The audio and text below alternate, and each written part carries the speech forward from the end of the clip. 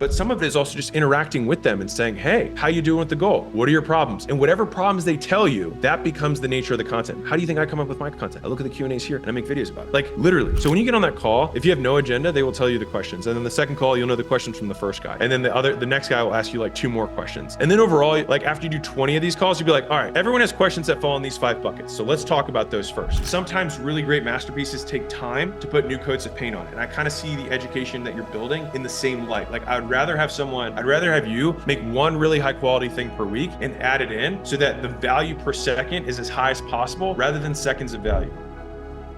Okay, Michael Matos. His current situation is he started a free community. He has close to 30 people inside. Most of the people he knows, he's interacted with and worked out in person. He's trying to find a way for them to engage more in the community. The problem is he's stuck providing no value in the community because he's unsure how to provide value besides PowerPoints or presentation. What's 5 ways to add value to a community? Let's say fitness, for example, since it's a topic you love and understand well. Sure. So variety of content obviously is something that I know a little bit about. So if you think about the different ways of teaching stuff, right? One is demonstration. And so if you're doing anything in the fitness, I would want to demonstrate. So you could demonstrate food, you could demonstrate exercise, you could demonstrate putting a plan together. All of those things would be demonstrations. So that's number 1. Number 2 is you have lecture format. So that's what you're talking about with the presentations, right? That's the second format. By the way, I'm also finding like you're gonna see some changes in my content too, because I'm getting really rapid feedback from the 2.0 change in terms of business. Like you'll see some interesting stuff. But the second is through presentations, right? Through slide decks. The third is you can use something like a whiteboard or a paper thing, which it's worth the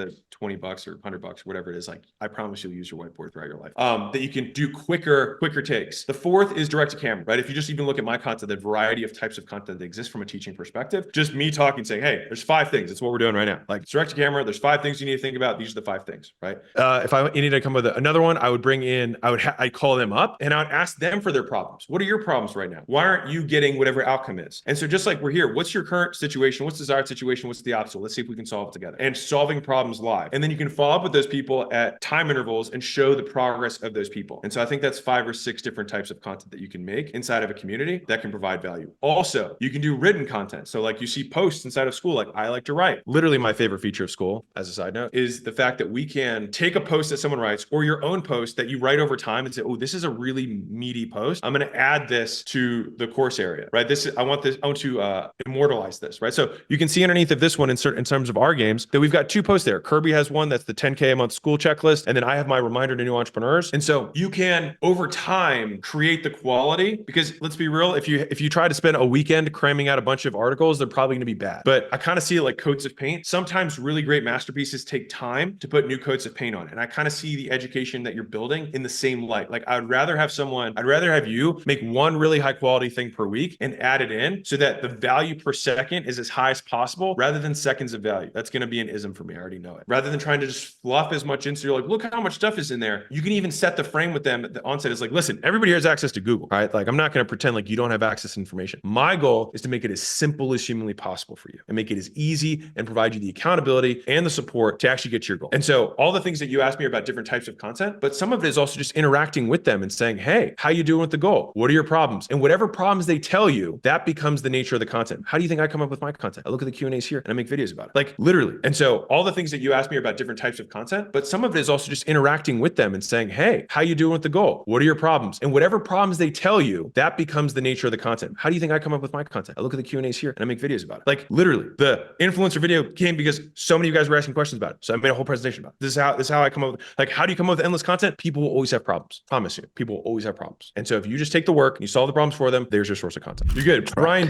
what would be an ideal onboarding call process for the user perspective? So the way that I think about this, and this will also iterate over time, is that you're also going to have frequently asked questions. So when you get on that call, if you have no agenda, they will tell you the questions. And then the second call, you'll know the questions from the first guy. And then the next guy will ask you like 2 more questions. And then overall, like after you do 20 of these calls, you'll be like, all right, everyone has questions that fall in these 5 buckets. So let's talk about those first. 1, how frequent are the calls? Here's where you can find them. Here, go on your computer, make sure you click it, make sure it works. Great. That's where the calls are. Second, in what order should I consume the information? There's so much. All right, you are in chapter 1. I just want you to consume chapter 1. Don't worry about the rest of the stuff. Number 3, how do you connect connect with other people. The way you post, if you add content to the community, you're going to increase some points. You just want to walk them through what it looks like and what the result is that's going to be, right? And part of it's just like welcoming them. It's like they see a face, they see a warm body. They're like, this is a real business. This is a real person who's behind the other side here who actually wants me to succeed. So a big part of it is a little bit just the experience of like not being a dick and actually just trying to help them. And you will get a list of questions that over time will consolidate into like, these are the big 5 that everyone needs to know. And there we go. Alex, you killed this. Shout out to everybody for showing up live. You guys are the true heroes. And thanks to everyone for asking the questions. See you next week, Monday, 2 p.m. Pacific. Appreciate you guys. This clip was taken inside of the SkoolGames, which is literally free to join. So if you want to talk to AlexHormozi live every week, then click the link in the description and join right now. 54.1% of people who start a paid community in Skool